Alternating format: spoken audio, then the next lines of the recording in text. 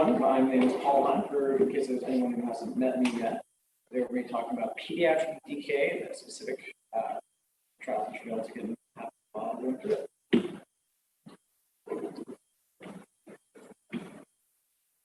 I'll start out with a case. We'll talk about the basics of pediatric DKA management. We'll talk about a few of the complications you can get from it. Cerebral edema is the big one here. This is going to talk about DKA and hypoglycemia. And then we'll talk about a few other things about pediatric diabetes in general, talk about insulin contributions. Your initial labs, we've all seen enough adult diabetes, so we know some of the labs that we're going to get sent off here. We send off CBC, which doesn't really have much in the way of infection. But the basic metabolic panels where really the money's out of this diagnosis. You've got an elevated glucose at 702, you've got a bicarb of 12, and an NAG of 35. Thankfully, her potassium is 4.9. You do have a PBG as well. Her pH looks surprisingly intact at 7.5. Her UA has large glucose, large ketones, and you have a beta hydroxybutyrate of 7.38 with an osmolarity of 339. You thankfully, or as rarely, order a hemoglobin A1C which comes back at 13.2. She is not pregnant and she doesn't have this. For kids with type 1, and for her, we know that her diagnosis is type 1 diabetes because she has the elevated insulin. In kids with type 1 diabetes, this happens at about 6 to 8% per year. In a third of first-time diagnoses, they present with DKA. So this will be your vague abdominal pain and vague unwellness in your peds emergency room without a label on it. One of the most important things for pediatric DKA is for type 1 diabetes, or even if they are type 2, they haven't had a lifetime of having insulin. So but especially for the type 1s, it's much more likely that they are going to be very, very sensitive to insulin, which in our adult training for the adult ED residents out there, we've all gotten used to bombing people with tons of insulin and someone being on a drip for 4 hours and your sugar only going down by 200 points. That is not what's going to go on with these kids. They're much more delicate when it comes to insulin. In type 1 diabetes, I think this is very basic for everyone. We all know that the insulin doesn't get produced by the pancreas due to destruction of the beta cells by autoantibodies. Notably, in 10 to 15% of cases, antibodies never found. In type 2 diabetes, the insulin is there, but there's resistance. And the part that matters isn't that the insulin's there because they're still in DKA, but it's a resistance for what matters for you is that your sugars are going to be much more. Remember that insulin isn't the only thing that affects your blood sugar. All of your stress hormones, glucagon, cortisol, epinephrine, or any depressor, or catecholamine, growth hormone, all of these are released by stress. All of these can change the picture of how your patient is responding, including for our patient who over 8 days had very early responses to insulin, which may have had to do with her multiple coexisting illnesses. The initial workup is something that we need to think about as emergency medicine doctors because someone tells us they have diabetes, beta hydroxybutyrate, and already calling NICU. The thing about the nuance of DKA is, or even if the clinical picture is in doubt, it's worth noting that for our patient who was sent upstairs, she was admitted for 8 days. She was in a pediatric ICU. She had endocrine. And yet, the only antibody they sent was the insulin antibody. They never sent the C-peptide, never sent islet cell or GAD 65. She did get TSH free T4 and an A1C, and she didn't have any thyroid after. This photo, by the way, is from our excellent pediatric diabetes protocol. It is in the binder.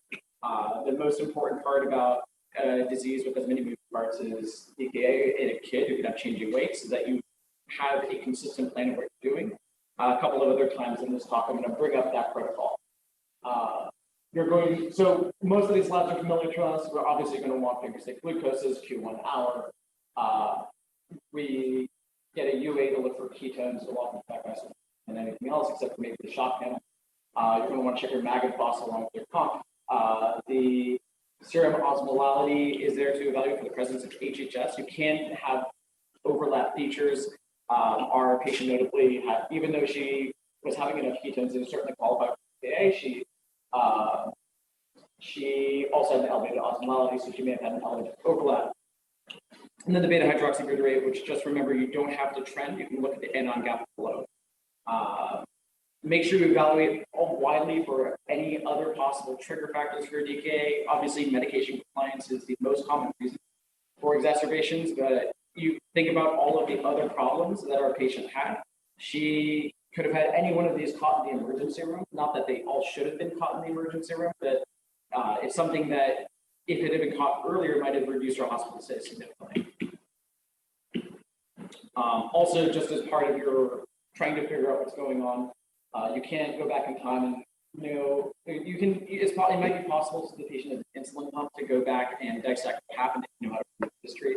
But most importantly, if a patient's coming in with a diabetes complication and they have an insulin pump, take that.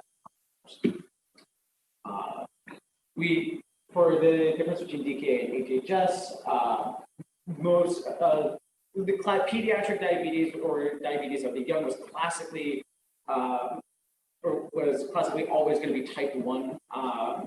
The type 1 diabetes is, again, your knockout of any production of insulin. You can have hyperglycemia, but it only has to be above 200. The ketones are present, and the acidosis is involved too. But by comparison, for HHS, the sugar is much higher, but the pH can be much closer to normal. The osm should be high, which can be calculated, but is part of our typical work of the disorder. Ketones should be mild or absent in true HHS. Paul, is there anything about beta hydroxybutyrate? Like, assuming that there's mild or absent ketones in HHS? Yeah, that's basic. Yeah. You can have ketones, you can have starvation ketones, you can have, there's overlap between DKA and HHS, but, or in many cases, there isn't, I don't recall a beta hydroxybutyrate measurement specifically. Okay. A lot of these just use the UA. It's a simpler thing. A UA, you can test for ketones in an outpatient clinic. Okay. And there are patients who are very plugged in will be testing their ketones at home. Right. So they might come in and tell you that they think they're going into DKA. Right. I think here, when we have the capability to do the beta hydroxybutyrate, it would be elevated type DKA, but for HHS, because like you said, the ketones are mild or absent, the beta hydroxybutyrate should work. So that can be another tip off. So as far as assessing fluid status, this is harder to do than you would think. These kids are having very large breasts. They might have lost a lot of weight because their entire body has basically started metabolizing itself, making more ketones. And the increased osmolarity of their bloodstream can actually pull fluid out of their extracellular space and into their intravascular space. And this can cause you to, if you're looking at their intravascular space, you can overestimate it even though they're dry, but if you're trying to feel for skin turgor, that can be more flat than you expect. So this is notoriously hard to predict even for pediatric emergency doctors. Also, this diagram here shows you that as you go down in age, your total body percentage of water increases, which is pretty consistent with, if you think about maintenance fluids, the lower your age, the more the more fluid you get proportionately for your age or your size. So the classic approach for estimating what your fluid deficit is based off of the category of DKA, in that your category of DKA determines how much fluid you're down, and that's based off your percentage of total body. Ideally, you have body weight before and after. No one's weighing themselves that much, and if you're seeing the patient that much, that's hopefully there's something you can do to prevent them from coming to the emergency room. But there are people who do, and I think there are a couple of patients' names who we probably have amazing weight curves. When it comes to pediatric DKA, we talked about how these patients are very likely to become hypoglycemic, and this is a hard thing to manage if we're trying to juggle between bags. For any of us who are in an adult NICU experience, I think we all know the annoyance of having to change between IV fluids rapidly. So most pediatric protocols actually avoid this problem by having both bags set up at once and just turning one bag on and one bag off. In our case, we have a simple binary of one bag on, one bag off, which for simplicity's sake, I'll call the water bag and the sugar bag. The water bag is just normal saline. plus 40 ounces total potassium, half of it phosphate, half of it acetate. The sugar bag is the exact same thing, but it's Z10 in essence of regular saline. Our protocol says is a simple binary. If you're above or below 250, if you drop below 250, then you turn on the sugar bag and you turn off the water bag. If you're above 250, it's the opposite. You do want some wiggle room because the goal of your treatment here is not to just drop the sugar, it's to reduce the ketones, and you actually need sugars to fuel that process. There are some hospitals, if you go to work at different places, they may have a protocol where there's a in-between zone where where between 150 and 250, you might do a 50-50 mix. Ours does not have that. Ours is simpler, which may in fact be better, and it might be better to have wiggle room. You saw how quickly our patient's sugar dropped in the case I presented earlier. So that might require very, very close nursing attention and everything going absolutely perfectly, and there isn't a lot of benefit to sugar that the initial bolus is 20 cc's per kg of fluid, although there are other protocols at 10. You can consider additional boluses. And then starting the maintenance IV fluids is often done at 1.5 or 2 times the maintenance rate. Then our protocol starts at 1.5, but you can always use your judgment. This double bag setup is combined into one IV line with a second IV insulin. Trevor is asking on the group chat why potassium phosphate, potassium acetate, why not both, either just potassium chloride? So the reason for potassium chloride, we'll talk a little bit about hyperchloremic metabolic acidosis, but but hyperchloremia is occasionally associated with those outcomes. Phosphate is useful because these patients are very often phosphate down, much like potassium getting wasted out in the urine from vomiting. Phosphate can be lost in the urine, and even if their blood phosphate is intact, their total body phosphate is down. Different hospitals do different things. I've seen some hospitals and protocols that have, just from reviewing online, that have only one or the other of phosphate or acetate. Robbie asked, why not LR? That's a good question. We'll talk a little bit more about that. But the answer is most likely simplicity and it's a little easier to customize your saline bag than it is to customize an LR bag. But it's an interesting idea, but it hasn't been extensively researched. As far as starting your insulin drip, I think a lot of us know this, again, for the adult ED docs here. We all know this from all of our DKAs that we see all the time. But insulin causes the cells to uptake potassium. This is the useful thing for hyperkalemia. If you're trying to bring the insulin level down, but if you're trying to bring your ketones down, this might be the axis on which your insulin drip breaks. Glucose is easier to replete. You can just slam an amp of D50 in an adult or in a child. You do the age appropriate and weight appropriate glucose repletion, but potassium depletes a little bit more slowly. Try to replete it PO if you can, if at all possible. The repleting IV is time limited by sclerosing the vein. Do not give an insulin bolus. We'll talk a little bit more about that. And remember, your goal is to reduce the anion gap and eradicate your, not to put your finger stick. Once your anion gap is closed, you can transition to subcutaneous shorter long. So bicarb seems like a tempting thing to use when you have a patient who shows up in front of you with a pH of 1, 7.0, 6.9. This is not actually as helpful as you would think it would be, because it makes your numbers look better for the numbers you can measure, because you can all measure serum pH. You send up a blood gas and there it is. It's worth noting that for your buffer curves, if you remember that torture from undergrad chemistry, your buffer curves work better. The blood is optimized to buffer around 7.4, so pH changes between 7.4 to 7.3, probably into 7.2. You're not going to budge much if you dump an amp of bicarb in someone. It tends to be more towards the extremes that you will actually have more of an effect because you're now out of the blood's ability to buffer, which is why someone who has a pH of 7.0 might be about to have a pH of 7.0, or might be about to have a pH of 6.7, because you're now in the danger zone where the pH can change more rapidly. So we can change wherever you are on the pH scale. You could theoretically change it by giving bicarb, whether in amps or in drips or anything else. The problem is that there are a lot of compartments you're not measuring, which is why the studies that try to a lot of this is a little bit on the edge of research because, you know, the best studies they have are when they're doing this into baby cows and they have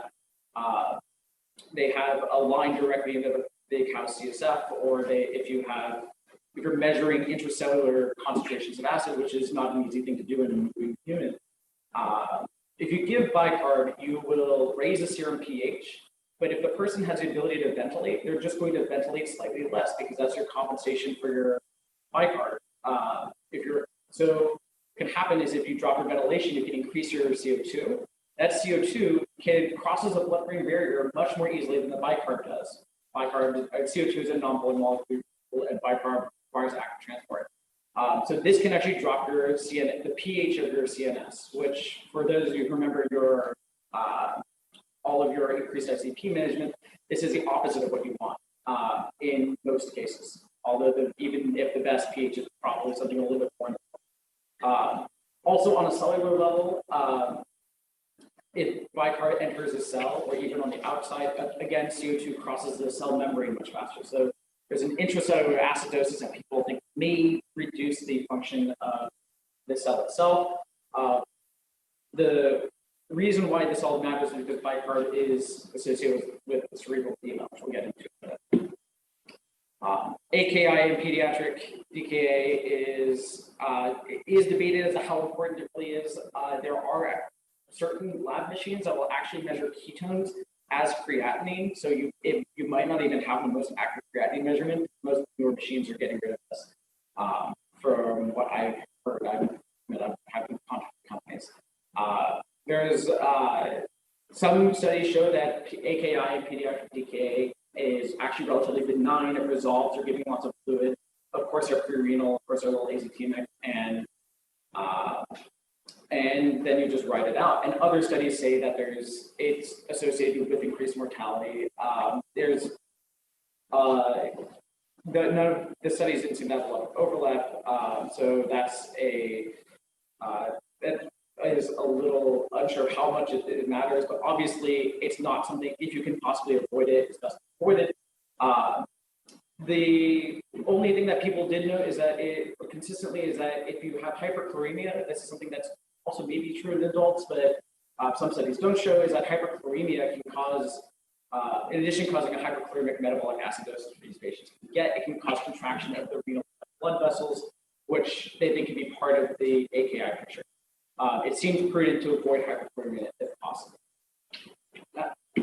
Remember that your normal saline bag is 154 of chloride as well as 104 of sodium, so that you're at risk of giving your patient this exact problem. Another just complication of this is hypoglycemia. You saw how quickly the patient went down. Just remember the rule of 50. If the label says D50, then you need to multiply that 50 times 1, and that's 1 cc per kg. Going to the opposite end of the spectrum, if you're only using a bag of D5 and you're trying to fix hypoglycemia, you may want to give 10 cc's per kg, again, multiplying to get to it.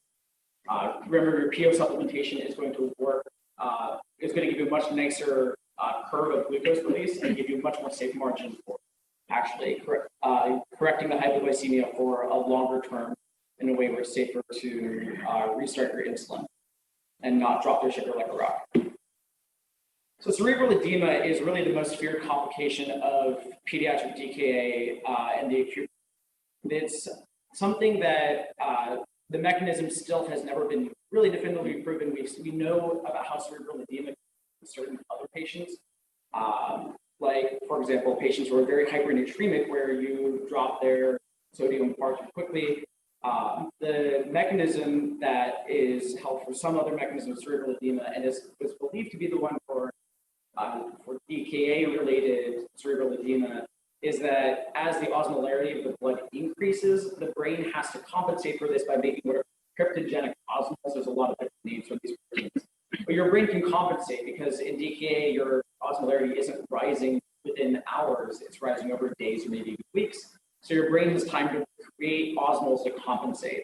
The problem is that they come to us, we get excited about starting insulin drips and fluids. We drop that osmolarity very quickly, and the brain doesn't have the time to compensate in this direction as well. This causes your brain to suddenly have much more osmolarity than your bloodstream. So your brain swells up because it's absorbing water straight from the bloodstream, causing cerebral edema. The studies behind this, it's a hard thing to study because it only happens in 1% of DKA. There's a lot of, the hard part is that there's a lot of difficulty with tracking the variables, and we're going to get into that a little bit more in depth. But the patients who receive more fluids and who you think of as the cerebral edema patients are going to be the sicker patients. These people are going to get more fluids.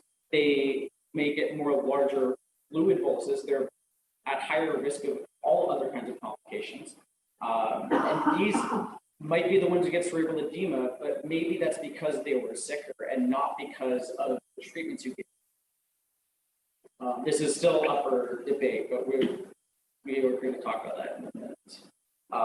There are some other mechanisms that have been debated for cerebral edema for the cause of it. The most important thing or one of the most significant things is that there are plenty of children who have temporary or semi-permanent neurological dysfunction that occurs before the brain swelling happens. So maybe it's not the cerebral edema causing brain dysfunction, it's the brain dysfunction like a stroke, which as an ischemic insult causes brain swelling just from cytotoxic. In a couple of animal studies, there are a lot of similarities seen on a microscopic level, looking very, very similar to a stroke, including before the swelling happens. If there's a neurological insult before the cerebral edema can itself be a problem that you have to address and can itself have neurological complications, but it might be the wrong endpoint if it's caused directly by another process, or it might be the wrong thing for us to be focused on. For cerebral edema risk factors, there's two different studies I'm mostly going to talk about. The first one was done in 2001. It was a retrospective study with 61 patients with cerebral edema over a 15-year time period. Again, that's a rare complication, so you really have to stretch things out. This was matched to two different groups, one of which was matched very closely, including matching to severity of illness, and which is approximated by how bad their serum glucose is and their initial pH. The initial pH probably being much more variable there. And then also with just other kids who had DKA exacerbations, but otherwise was random association. The other study I'm going to talk about that was done in a study of the entire UK. Because of their personal healthcare system, they can study everyone once. They only had 41 patients in their study population, but it was prospective. But because it was prospective, their controls were a little bit looser. They only studied based on age, sex, and whether it was a first onset or an already established diagnosis. The risk factors that the first paper found, where they controlled more tightly for severity of illness, showed that younger age and first-time onset are worse prognostic factors for getting cerebral edema. A lower CO2 on the blood gas was associated with the worse likelihood of developing cerebral edema. So was a higher BUN, and so was any treatment with sodium bicarbonate for neurological injury. Some people might want to do bicarbonate after neurological injury. Those patients. They actually proposed this underlying cerebral perfusion, this sort of, total, kind of like a mild stroke for the whole brain as possibly a uniting factor, because younger kids need more oxygen. They're the ones who are going to be more sensitive to deprivations and perfusion. Higher BUN is going to be a rough correlate for how dehydrated this kid might be. Low CO2 can be a compensatory mechanism for the acidosis, which we know can have bad effects on your cerebral perfusion. Both too high and too low of a pH can be bad for the brain. It certainly wasn't studying that directly. It's a very hard thing to study because people aren't going to want to experiment with anything that can possibly affect the kid. But there is one good RCT. The second study, the prospective cohort study. This did not actually correlate.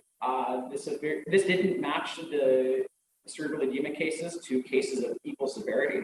So they found a lot more variables. They found people who were more acidotic at the time of diagnosis, people with higher potassium or higher levels of BUN, an insulin bolus administered in the first hour, and a larger volume of fluids administered over the first 4 hours as things that could cause edema. And this kind of goes under the prior theory about cerebral edema being related to the amount of fluids as a large osmotic shift and dropping the osmosis of the serum and it being absorbed in the brain. The problem is that the kids that are going to get that are more likely to get an initial bolus of kids who are more likely to get large boluses of fluid, the people who are more acidotic on presentation with a higher BUN, if you don't match for that rest of the percent, of course those kids are going to have worse outcomes. Obviously, if they think, it's possible, we are at the high degree levels like the last study, but for kids who are treated more aggressively, they were probably sicker to begin with, since they didn't control the protocol at every single hospital, so it's hard to know these things exactly to what extent it was true. But the insulin bolus from this study was kept as like a little bit of a pearl. Most notably, in adults, you don't have to give an insulin bolus to have the exact same effect. There are studies in adults showing that if you give an insulin bolus, it does not affect your time to discharge. It doesn't affect your ICU time. Those were studied in hospitals where they had some kind of protocol and where they would be getting it, the insulin bolus or the drip at the same time. If it's going to take 3 hours to get the insulin drip set up, and you can get a bolus now, maybe that would change your calculus. But ultimately, this has led to the very common, almost standard of care in pediatric DKA of not giving an insulin bolus, of just giving the drip, because if there's no need to change something rapidly and cause more sudden derangements between compartments, then it's best to be avoided. If you combine all of these findings together, these are risk factors for cerebral edema. Based off of everyone's best conjecture, it's certainly reasonable. These are all things you should look out for, and whether or not some of these may be possibly up for debate, at least the correlations are there, and given how devastating of a problem cerebral edema can be, it's best to be avoided at all costs, especially if an insulin bolus isn't going to help you, or if you don't need to respond so aggressively. As far as managing your cerebral edema, this is very similar to any other increased intracellular pressure or intracranial pressure problem. Remember your internal equation, cerebral perfusion pressure equals MAP minus ICP. Make sure that they are fusing their brain to begin with. So do what you can to support their heart and their lungs and the rest of their body. Our protocol says to start out with a 3% saline bolus. Mannitol can also be considered.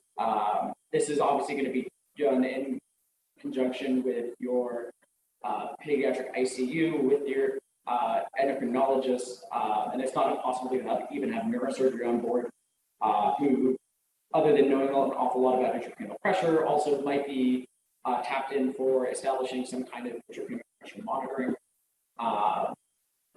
The Untitled CO2, it's very exciting to have someone with intracranial pressure and want to blow the CO2 off completely, but you don't want to vasodilate, because if you vasodilate, you're going to cause problems in the brain of increased pressure from increased fluid delivery. But on the other hand, if you breathe off too much CO2, you'll vasoconstrict, and that'll reduce your ability to actually deliver nutrients and oxygen to the brain. There is a sweet spot. Do keep your end-tidal CO2 above 22. And again, you're only going to be doing this if the patient's intubated, but if they're having cerebral edema, then intubation is going to possibly be in your deck of cards for it to do. It's best to be avoided if possible. And if you can get CT imaging, that would be ideal, but you only send the patient to the CAT scanner once you're stable.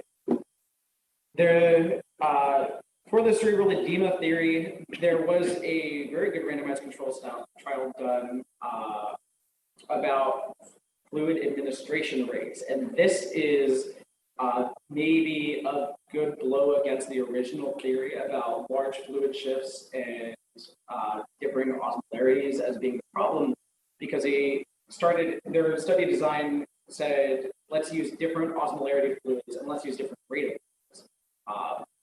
The two different base fluids, which also had potassium, which also may or may not have had glucose, were normal saline and half normal saline, and they had a slow and a fast regimen, which the fast regimen had a larger bolus, and the fluid deficit was repeated over 36 hours instead of 48 hours. The difference isn't colossal, but there's enough of a difference to most likely have some kind of impact. And in all of the episodes of cerebral edema that they had, which occurred at about the same rate as the historical data, they did not have any major difference in their endpoints. They both had, they did not have any statistical significance of their difference between their incidence of cerebral edema. So very low powers. It's a very hard thing to study. You need a very high power study because this is an uncommon complication. But when talking about the fluid rates, there was a not statistically significant, but an observed benefit of the patients who went on to decline as they went upstairs, which wasn't always from cerebral edema, but was often just from the severity of their illness. The patients who were on rapid half saline did best. This wasn't enough to measure, so it's almost not worth reporting. But these are the patients who, if anyone would do worse from a rapid osmotic shift, would be people getting the fluids at a faster rate and at a lower osmolarity. So this wasn't really consistent with the previous theories of how cerebral edema happened. Otherwise, your normal saline group had more hyperchloremic metabolic acidosis, had more lowering of calcium and phosphate as well. The authors didn't specify as to why that might be. Perhaps it has to do with the pH of the fluid, but the pH of normal saline is 5.5, and the pH of half normal, I believe, is 5.6. So that's a little bit unfair. The higher infusion rates were also associated with more hypocalcemia, which may just be from being washed out. Interestingly enough, the rate didn't cause them to have more electrolyte abnormalities, and none of it changed hospitalization time to resolution of their DKA episode. This wasn't blinded. It doesn't include HHS, which is interesting because it has more mental status, so it's a little bit cloudy a picture for assessing. It also has higher osmolarity, so it might be at risk of having higher osmolarity shifts. There are only two fluid administration rates, which if you think about fluid resuscitating a very fluid down kit, easily it could be possible that someone would want to give more, and this might be part of the when it comes to protocol adherence in the study. You're seeing all of the people who are doing an exact protocol. You're not seeing the people who might be out in a rural shop, have critically ill kids, and are worried that the kid's about to enter cardiovascular collapse, so they bolus the kid too much. So it's possible that extreme ends of this spectrum do have worse outcomes, and we were just in too narrow of a range to see it. Other fluids would also be very interesting when we're talking about hyperchloremic acidosis as being a poor prognostic factor. LR or Isolyte seem like tempting things to use. They are not custom built for DKA. They were just built in the case of LR to be roughly, or an Isolyte to be almost exactly good at being a balanced fluid mixture that's a little easier on a patient to be on for long amounts of time, especially if they're having abnormalities. These haven't been studied yet, and it would be neat to see them studied. Isolyte's a little bit of a brand name, and there's a couple of different variants of it, but LR is a pretty common standard. Maybe that could be an area for future research. And finally, this is a rare complication. It's a hard thing to study. This is what the advantage the UK had when they could look at their entire healthcare system. And for us, all of our healthcare data is very compartmentalized, so it's harder to do that, which is why the PPARM research group was much better at being able to actually collect that data to make this meaningful. Just a couple of side notes about these diabetic kiddos. This is something that we often don't know because we just usually push insulin and eyeball it, and we're not the ones to be prescribing sliding scale insulin or sending someone home on an insulin regimen.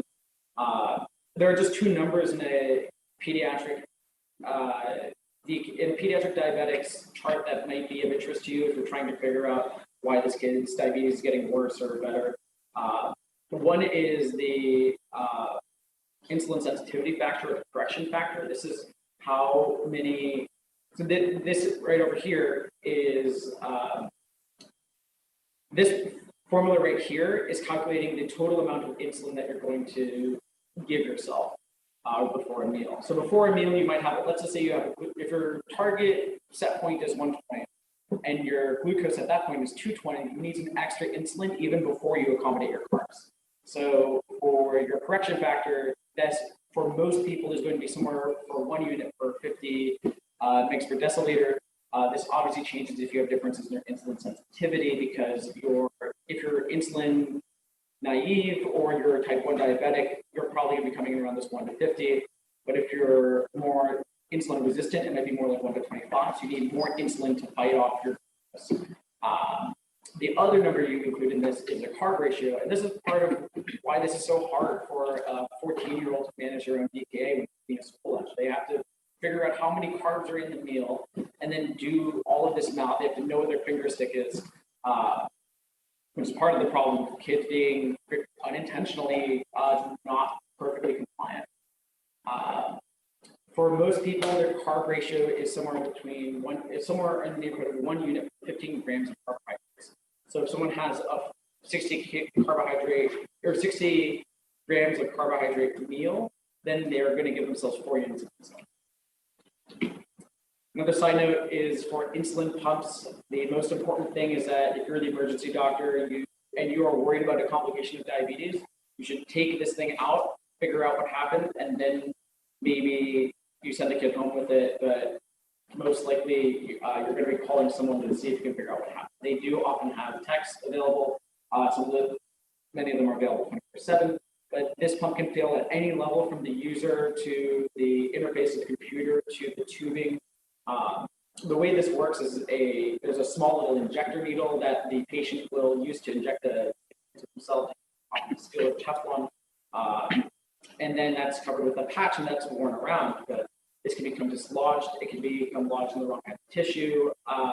These can definitely become infected, and this can contribute to your DKA complications. Also, it could just be misused because you're using a small computer to set your blood sugar as a moving target. And we're talking about pediatrics here. That's hard enough for adults. If you're concerned about it, just take the pump out and figure it out later and find someone else who's more experienced with it than you. You're not going to be trying to use this to close their gap. As far as takeaways, I brought up that case was didn't have cerebral edema, but she had a lot of other diagnoses in the emergency room. And we all want to say that it was med non-compliance in an 18-year-old who didn't know it. She's been looking for the diagnosis for years. Maybe she did. Maybe it's the fact that she's a teenager, or maybe it's the fact that she just has regular illnesses. So you need to think about like that PID or your newly sexually actives. You need to think about people, for someone who has abdominal pain. It benefits you to cast the net wide. And if you have any doubt about the etiology, you saw in that case that for someone who's admitted for 8 days didn't get all of her send out tests. This is as I'm reviewing the charts of people who I'm admitting, even on the adult side or anywhere else. I think we all see this. It probably happens at some institutions more than others. Send all of the workup that you can, do everything that you can for your patients. Even if it's someone else's job, your priority is the patient and getting them out of the hospital as quickly as you can and getting them high quality care, even if it's only going to come from you. Be careful about the hypoglycemia and the hyperchloremic. The hypoglycemia, especially for kids who are insulin sensitive. One, if you're too used to being cavalier about your adult patients, but also for people who who are a little unsteady and where you need to stop the drip, repeat, stop the drip, repeat. Keep an eye for that. Don't please don't ever give bicarb. It's possible that there are cases in which it benefits you, and if you have someone with a pH of 6.8 who's about to code, then your calculus might change, but it's I certainly wouldn't give it routinely. If in DKA, all of those keto anions are your bicarb equivalents once they get converted back. So if you want to give them some bicarb, you should give them some insulin, their liver will take care of the rest. As far as cerebral edema goes, the relationship to IV fluid administration rate is not something you have to worry about if you are following a protocol. There are some risk factors that we know about. I keep an eye out for all of the ones, even the ones that aren't incredibly well proven, just so you can be ahead of it. And possibly giving that IV initial insulin bolus might be related. Whether or not it is truly, there may be no benefit to giving it. So why not just avoid causing yourself a problem? No one's done a study. People did that fluid administration rate study, but no one's ever done the insulin rate study, which would also be very, very interesting, because as you get insulin, you're dropping your intravascular osmolarity as well. But that study is yet to come out. And take out that insulin pump. And finally, the outcome, there's an entirely separate lecture that I have to trim out of here. Your patients who come in with pediatric DKA, the hugest factors in how good they're going to be at managing their diabetes outpatients, how often they're going to be coming into you, and how bad their side effects are going to be when they're in the pediatric ICU is going to have to do with their socioeconomic status, their education level, their ability to get insulin. We all know that that diabetes is an incredibly expensive disease to have. These aren't like your type 2 diabetics who can get a little bit of metformin and maybe make by.